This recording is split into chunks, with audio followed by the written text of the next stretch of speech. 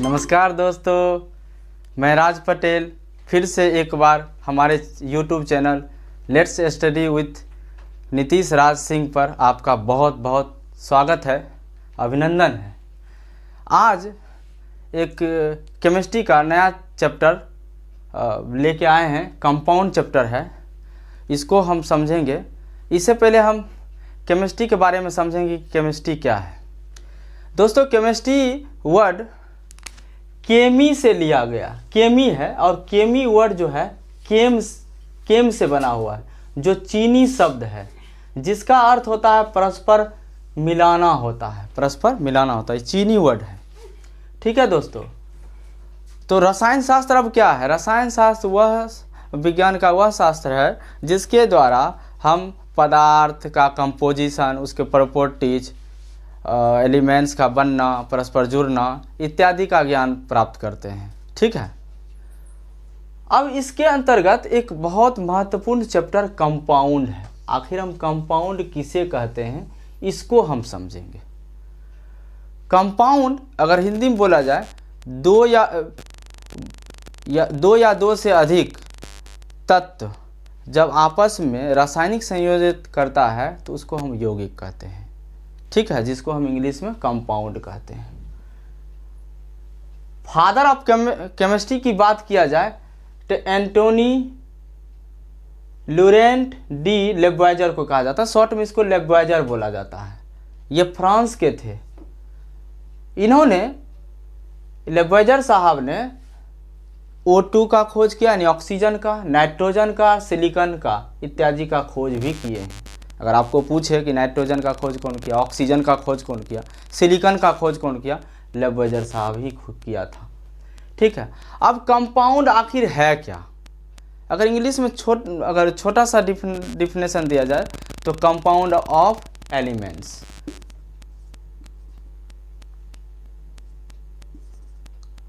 Combine of elements, यानी ELEMENTS, ये spelling होता है।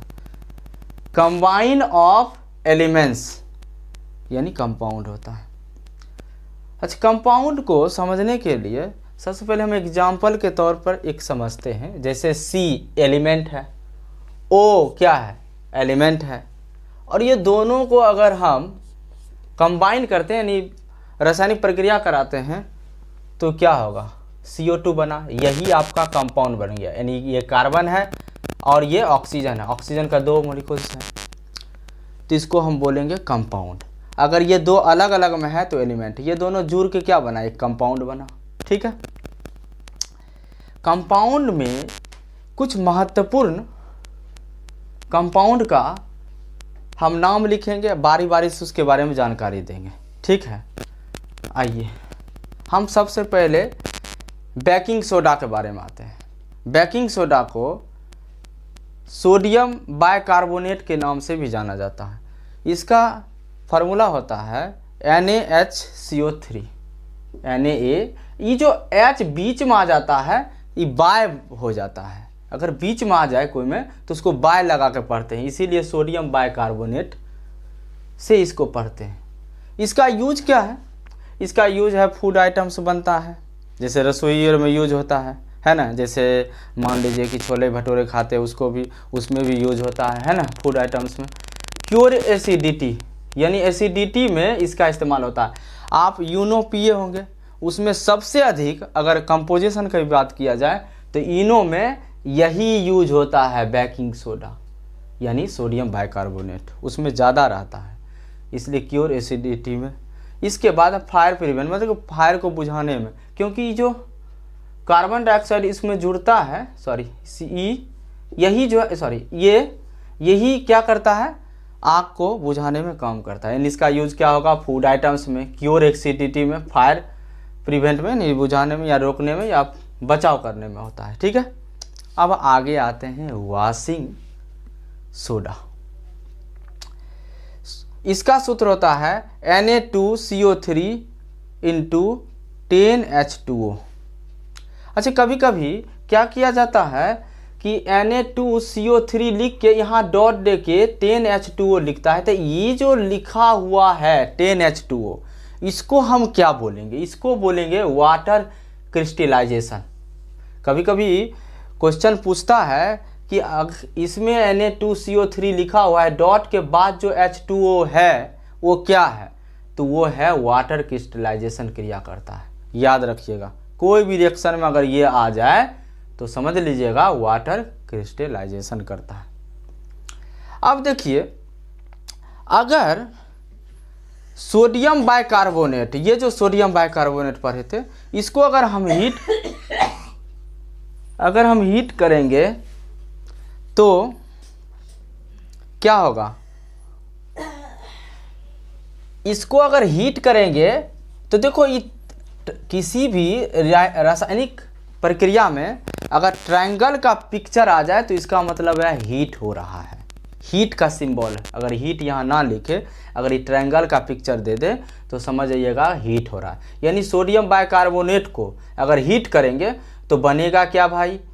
Na2CO3 यानी सोडियम एस मैंने राख होता है, ठीक है, सोडियम एस प्लस H2O यानी जल बन रहा है और CO2 बन रहा है, ठीक है। और मेनली वॉशिंग सोडा का यूज किस में होता है? वॉशिंग सोडा का यूज मेनली हम वॉशिंग क्लॉथेज यानी कपड़ा डिटर्जेंट में यूज होता है, हम लोग जो कपड़ा धोते हैं, सर्फ जो होता है। अब आइए कास्टिक सोडा, जिसको हम NaOH बोलते हैं। अगर दूसरी भाषा, दूसरा इसका अगर बोले तो केमिस्ट्री में, तो केमिस्ट्री रासायनिक फार्मूला तो सोडियम हाइड्रोक्साइड। कैसे है? इसका मतलब हुआ सोडियम, OH का मतलब हुआ हाइड्रोक्साइड, यानी सोडियम हाइड्रोक्साइड। अगर दोनों को मिला कर पढ़िएगा तो सोडियम हाइड्रोक्साइड। इसका अगर यूज की बात किया जाए तो मैन्युफैक्चरिंग सोप यानी साबुन बनाने में होता है। और ये साबुन जो बनता है, इस प्रक्रिया को हम सेपोनिफिकेशन बोला जाता है, ठीक है। जितना भी जिसमें सोडा लगा हो वो सब बेसिक होता है, यानी क्षार। क्या होता है? क्षार। जिसमें सोडा लगा हो वो सब, ऑल सोडाज आर बेसिक, यानी क्षार होता है। अब आगे आते हैं ब्लीचिंग पाउडर। इससे तो आप वाकिफ होंगे, आप लोग भी जानते होंगे। इसका फॉर्मूला आता है CaOCl2, ठीक है। इसको हम कैल्शियम ऑक्सीक्लोराइड बोलते हैं, कैल्शियम ऑक्सीक्लोराइड।